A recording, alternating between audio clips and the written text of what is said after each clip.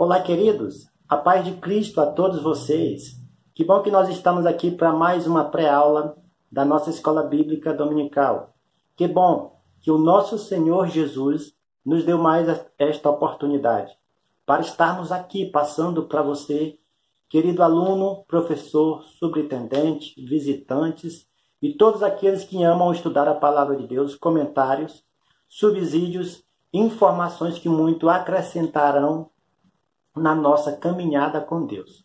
Para você que não me conhece, eu sou o professor Márcio e nós publicamos aqui neste canal uma série de estudos bíblicos da classe de juvenis e também da classe de adultos e outras programações aqui da região, tá bom? Convido a você já se inscrever no canal, compartilhar, curtir os nossos vídeos, que eu tenho certeza que você será abençoado pela palavra de Deus, tá bom? Nesta oportunidade, nós publicaremos aqui a lição número 2 da classe de juvenis, a qual tem como tema liderança no Antigo Testamento. Mas antes disso, eu gostaria de deixar aqui uma rápida dinâmica para vocês iniciar a sua aula.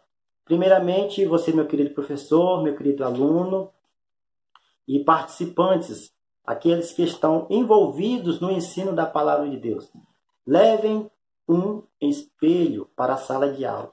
Nesse espelho vocês vão colocar, vou fazer com que todos os alunos passem de manhã e se olhem nesse espelho.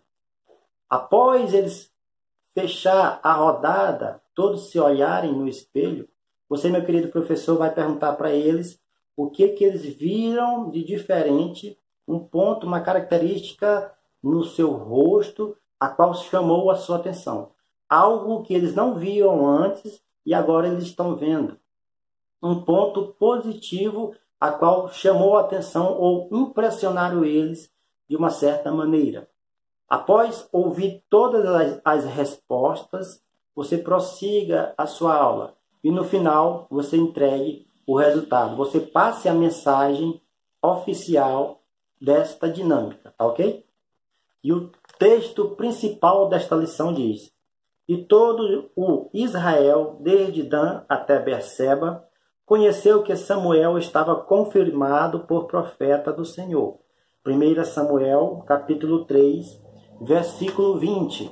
O sintetizando diz: O plano de Deus de implantar a sua vontade no mundo se inicia no Antigo Testamento.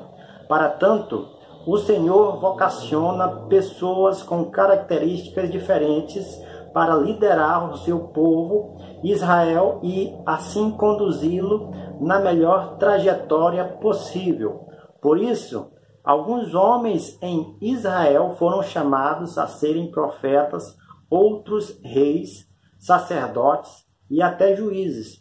Tudo isto para que a multiforme sabedoria divina se torne realidade. O poder de Deus, portanto, não se limita a um tipo de pessoa ou de liderança. Aqui, de primeiro momento, nós vamos ver aqui, meus queridos alunos, professores, que o poder de Deus não se limita a ministérios, a ordens de juízes, a profetas, a pessoas que estão aí assumindo o cargo de sacerdotes, até porque todos nós hoje somos sacerdotes de Deus, a nação eleita. No Antigo Testamento existia estes ministros escolhidos por Deus, que tinham uma ênfase, tinham uma autoridade dada por Deus, podemos assim dizer, de governar o povo, de orientar o povo, na medida em que Deus ia concedendo algumas palavras. Por exemplo, o profeta, ele denunciava o pecado. O sacerdote, ele estava ali fazendo a intercessão do povo, pegando ali os animais que os levitas levavam, pegando aí todos aqueles sacrifícios que o povo levava, os animais, os bezerros, os bodes, e ele então sacrificava no templo para que o povo pudesse ser perdoado. Os juízes, eles governavam o povo também na parte espiritual e também na parte política. Então existia aí pessoas que Deus dava uma autoridade específica no Antigo Testamento. Este é um modelo de liderança que nós vemos aí no Antigo Testamento. E no Novo Testamento, nós temos aí todos aqueles que seguem ao nosso Senhor Jesus, que entregaram a sua vida a Cristo e hoje são sacerdotes de Deus. Existe um único sumo sacerdote, que é o nosso Senhor Jesus. Ele entrou uma vez por toda, a qual o livro de Hebreus nos fala, no lugar santíssimo, no lugar mais sagrado do tabernáculo, e ele então se tornou o nosso sumo sacerdote.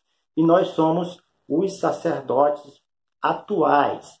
Mas voltando aqui para a nossa lição, a nossa introdução diz: há no Antigo Testamento uma série de modelos de liderança, dentre os quais destacamos os institucionais, governo monárquico, sacerdócio, os provisórios, que são juízes, e os desinstitucionalizados, que são profetas. Samuel parece ser um personagem cujo ministério de liderança é o mais eclético no Antigo Testamento, desenvolvendo simultaneamente funções de sacerdote, juiz e profeta. É pensando a partir dos múltiplos ofícios de Samuel que entenderemos melhor o papel do líder no Antigo Testamento. Então, Samuel, no Antigo Testamento, ele é um exemplo de líder, ele é um exemplo para nós de liderança, e ele é destacado aqui nesta revista porque ele exerceu 3 ofícios, a qual eu falei agora há pouco, de sacerdote, de juiz e de profeta. O profeta Samuel, ou juiz, ou sacerdote Samuel, ele então foi o único homem apontado pelas Sagradas Escrituras que cumpriu essas 3 funções. Ele foi chamado por Deus para conduzir o povo com essas 3 funções. E a partir deste ponto que nós aprenderemos mais com relação à liderança do Antigo Testamento. A leitura bíblica em classe está em 1 Samuel capítulo 3, versículo 19 e 21, e em 1 Samuel capítulo 7, versículo 7 a 10, e capítulo 15, versículo 17. O primeiro ponto desta lição diz: Samuel, um homem que resume a liderança no Antigo Testamento. A clássica história de Samuel é uma prova de comprometimento de Deus com a nação de Israel, num tempo de colapso moral e espiritual. O Senhor separou, capacitou e ungiu Samuel para a liderança de Israel. É importante lembrar que Samuel não era da família de Arão. 1 Samuel, capítulo 1, versículo 1. Logo, não poderia servir à mesa do Senhor, muito menos exercer o sacerdócio. Samuel 7, versículo 7 e até o 10. Seu acesso ao ministério sacerdotal, assim como profético e de juiz, foi inteiramente uma obra divina. Então, Samuel, nesse primeiro ponto, ele se resume como um líder do Antigo Testamento, a qual eu apontei agora há pouco, que exercia aí 3 funções. E foi escolhido por Deus por uma obra divina, por Deus, para que ele pudesse exercer essas funções. Haja vista que o Antigo Testamento, né, a lei de Deus no Antigo Testamento, fala que somente poderia ser sacerdotes aquele que fosse da linhagem de Arão ou dos seus filhos. Né? Só poderia exercer essa função no Antigo Testamento a partir desta linhagem sanguínea, né, familiar, podemos assim dizer, da família de Arão. Mas Deus, com uma obra divina, quebrando aí os protocolos, quebrando aí todo tipo de empecilho, Deus levanta Samuel, e nós vemos aqui que Samuel ele estava sendo criado pelo sacerdote Eli. O sacerdote Eli vivia dentro do tabernáculo. Ele estava muito próximo, né, das coisas que acontecia dentro do tabernáculo. O profeta Samuel, então, por uma obra divina, é chamado por Deus, mesmo não sendo da linhagem, para exercer esta função. Logo após, nós veremos que, além da função de sacerdócio, ele também foi profeta. A primeira advertência que Deus passou para ele, todos nós conhecemos a história, que ele estava na sua cama deitado, e ele então é chamado por Deus. Ele não conhece a voz de Deus, até que o profeta, o sacerdote ali, fala para ele que é o próprio Senhor falando com ele.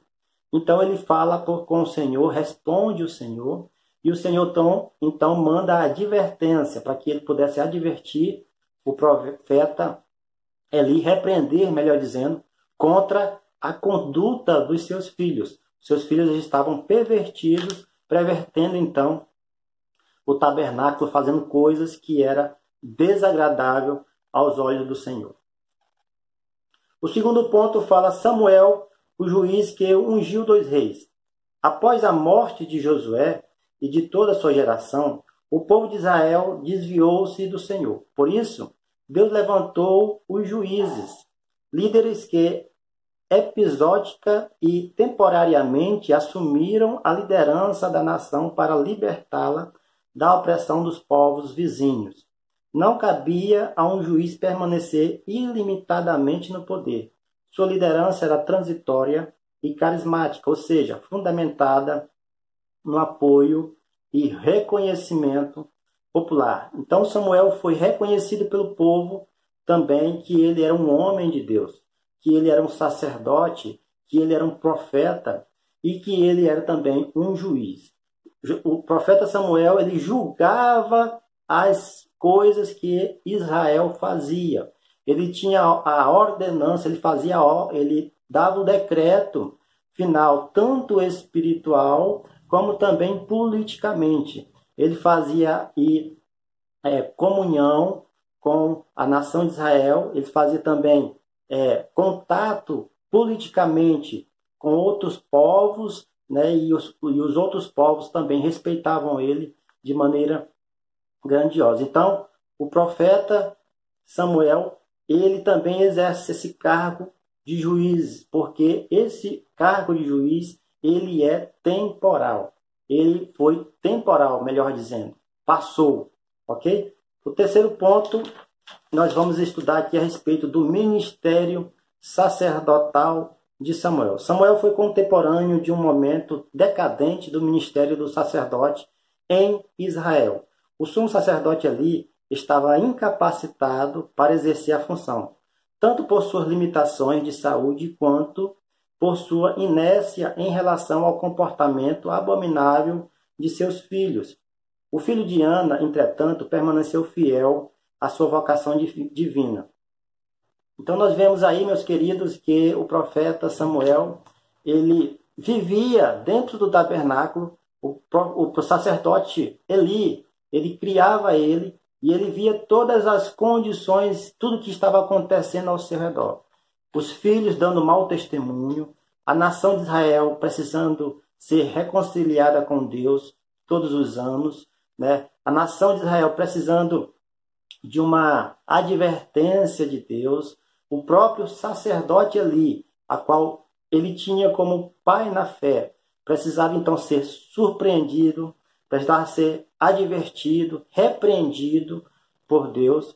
E mesmo diante de todas essas coisas ruins acontecendo ao seu redor, ele permaneceu fiel, permaneceu firme, permaneceu ouvindo a voz de Deus. Isto implica, meu querido aluno, meu querido professor, que não importa as consequências, não importa as condições que acontecem aí no mundo afora. O próprio Cristo falou que no mundo nós teríamos aflição, mas ele disse para nós termos bom ânimo que ele venceu o mundo. Então o mundo jaz do maligno, não importa quão pecaminoso esteja ao nosso redor, esteja o mundo ao nosso redor. Mas nós temos que permanecer firme, apesar das situações, apesar das circunstâncias, apesar do mal que está ao nosso redor. A nossa esperança e a nossa fé tem que continuar firme em Deus, porque isto é agradável aos olhos do Senhor. E o profeta Samuel, ele deixou isso bem claro como exemplo para nós, que ele não deixou se contaminar em nenhum momento. O quarto ponto diz: Samuel, o profeta de seu tempo. A tarefa primordial do profeta é de anunciar as injustiças sociais e lutar pela construção de uma realidade o mais próximo possível da vontade de Deus. Partindo desta definição, Samuel foi o profeta de Deus em seu contexto histórico. Iniciou-se seu chamado denunciando o pecado da casa de Eli ao próprio sumo sacerdote. Depois apontou a idolatria do povo como causa da opressão dos filisteus. Ungiu Saul e Davi e também reprovou publicamente ações precipitadas do rei Saul. Então o profeta entregou várias mensagens de Deus advertindo a nação de Israel. Só que a nação de Israel, ela sempre de uma hora a outra caía. Nós vemos aí a história do bezerro de ouro que eles fizeram após Moisés ter subido no monte Sinai para poder receber então as tábuas da lei. Por causa da sua demora, eles caíram. E não foi só isso. Sempre existia uma maneira de idolatrar algo. Israel vivia caindo em decadência. Mas o profeta Samuel foi levantado nesta geração para poder selecionar, dar a mensagem de Deus naquele momento, naquela geração, e aqueles que ouvissem ele poderiam então dizermos assim que eram salvos porque estavam ouvindo novamente a voz de Deus através do profeta Samuel. Então, o exemplo de liderança que nós podemos ter aqui, meus queridos irmãos, alunos, bem forte, perseverante, que perseverou na fé, que não se deixou contaminar pelo mundo, que exerceu 3 funções. Muitas das vezes nós não queremos exercer nenhuma função na congregação, na igreja, porque achamos que nós somos incapazes. Mas quando Deus capacita um homem, quando Deus ordena que você faça uma situação, faça uma coisa, você tem que fazer porque é Deus que está ordenando. Se você se acha incapaz, não tenha medo, que o Deus, Criador dos céus e da terra, vai te capacitar em todos os momentos. Cabe a um bom líder compreender tanto o momento de iniciar quanto o tempo de findar o seu ministério.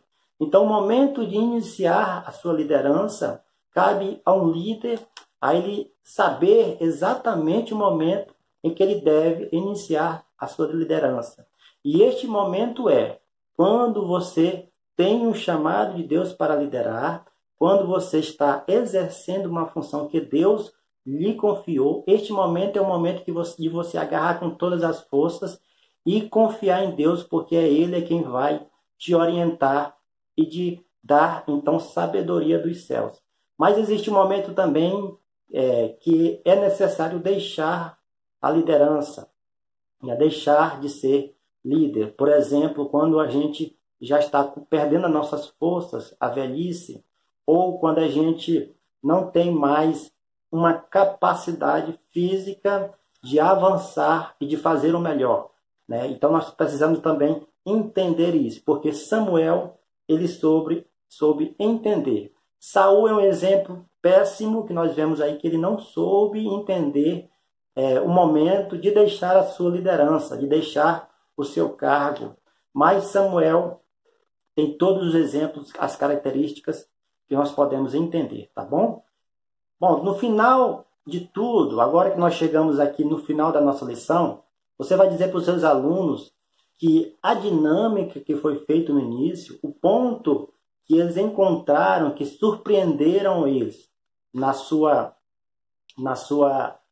visão, olhando através do espelho, você vai dizer para eles que o ponto que eles se surpreenderam, o ponto positivo que eles viram no seu rosto, aquilo que eles se agradaram quando olharam no espelho, eles também têm que olhar em um verdadeiro líder. Ele tem que buscar exemplos e características em que eles se impressionem. Eles têm que enfatizar e valorizar aquilo que o líder faz através da sua vida, através do seu testemunho. Algo que o líder faz que surpreenda todos os seus liderados. Eles têm que observar em cada líder características positivas, características que irão edificar a sua vida, características que irão levá-los para frente, levá-los para mais próximo de Cristo. O profeta Samuel, eles tinham várias características do seu tempo, características estas que a nossa palavra de Deus ela não deixa claro, mas nós vemos que ele era um homem perseverante, persistente, homem fiel à palavra de Deus, fiel à voz de Deus, homem que gostava de estar na presença de Deus, homem que tinha caráter, homem que tinha palavra, homem que quando ele aparecia, todos já sabiam que tinha uma mensagem de Deus. Então, você tem que ensinar isso para os seus alunos, que eles têm que olhar em um líder, um verdadeiro homem de Deus, algo que eles possam, então, se surpreender a cada dia. Momentos bons, momentos de palavra, momentos que irão levar eles à frente, adiante, crescer ainda mais na graça e no conhecimento do Senhor, tá bom? Fiquem todos na paz, eu espero que vocês estejam gostando desta aula, né? Nós publicaremos mais aulas aqui também, com algumas rápidas dinâmicas para você fazer da sua aula aí uma aula mais produtiva e mais diferenciada, tá ok? Fiquem todos na paz e até a próxima aula, se o Senhor Jesus nos permitir.